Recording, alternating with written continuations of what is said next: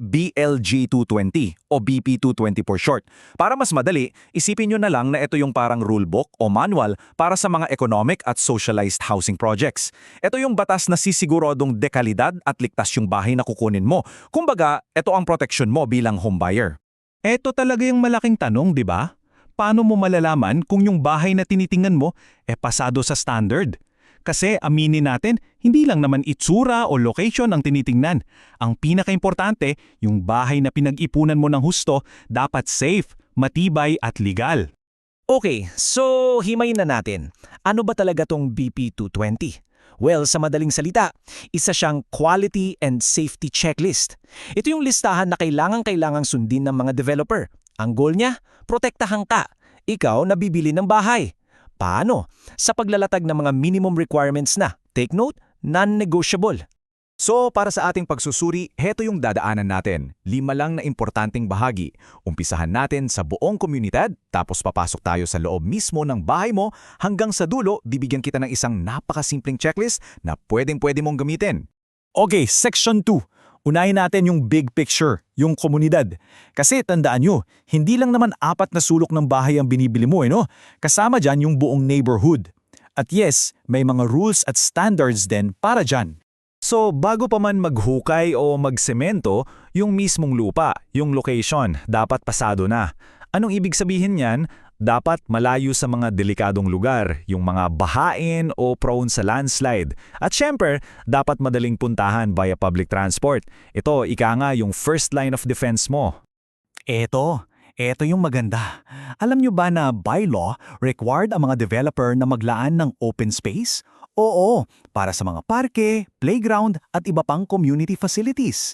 At habang dumadami ang bahay sa isang project, dapat lumalaki rin yung percentage ng open space. So hindi pwedeng puro bahay na lang lahat. Kailangan may lugar para maglaro ang mga bata at mag-relax ang pamilya. Sobrang importante nito.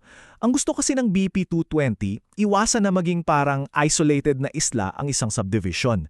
So dapat may maayos na road network. Yung mga kalsada sa loob dapat konektado sa mga public roads sa labas at sa mga karatig lugar. Para pag lumago yung area, hindi ka maiiwan, future-proofing ika nga. At hindi yan basta-basta kalsada lang ha. May classification yan. May major road, minor road at iba pa.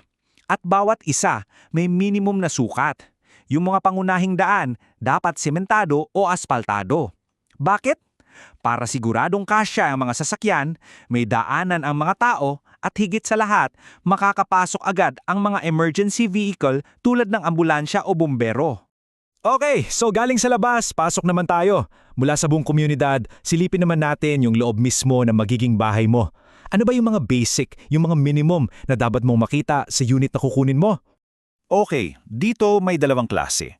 Economic housing at socialized housing. Ano pinagkaiba? Sa sukat, medyo mas malaki ang economic housing. At dapat, pag tinurn over sa'yo, kumpleto na. Yung socialized housing naman, mas maliit ng kaunti. At ang minimum na requirement ay shell house. Ibig sabihin, may pinto at bintana na yan para safe. Ito yung pinaka-crucial dito. Dapat malinaw sa'yo kung ano ba yung binibili mo. Ito, pakitandaan, non-negotiable safety feature. Firewall. Kung ang bahay mo ay duplex, single-attached, or row house, kailangan may firewall. Ano yan? Yan yung pader sa pagitan ng mga bahay na mas mataas pa sa bubong. Para pag, wag naman sana, masunog yung kapitbahay, hindi agad kakalat yung apoy sa'yo.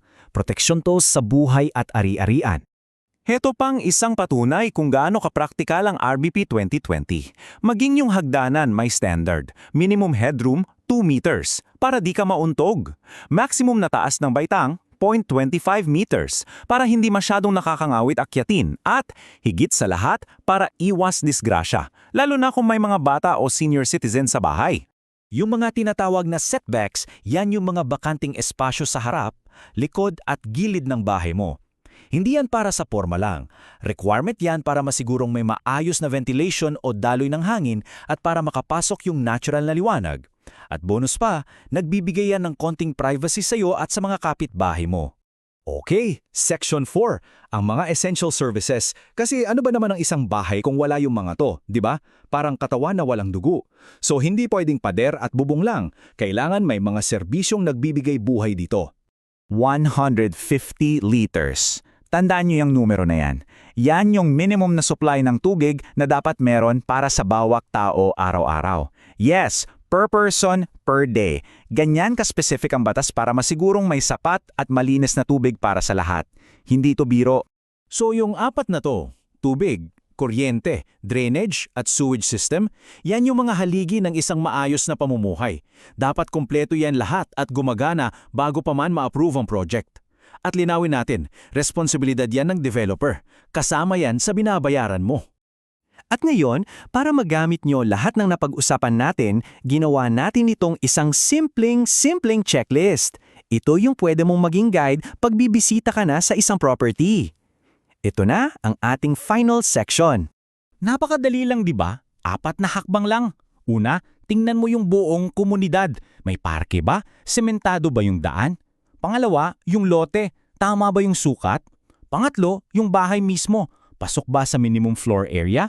Kung kailangan, may firewall ba? At pang-apat, check yung utilities. May linya na ba ng tubig at kuryente? Gamitin mo tong 4-step check na to para mabilis mong malaman kung sumusunod ba sila sa basic standards. At sa huli, gusto ko lang i-share to. Ito mismo yung galing sa batas. Kasi ito yung puso at kaluluwa ng BP 220.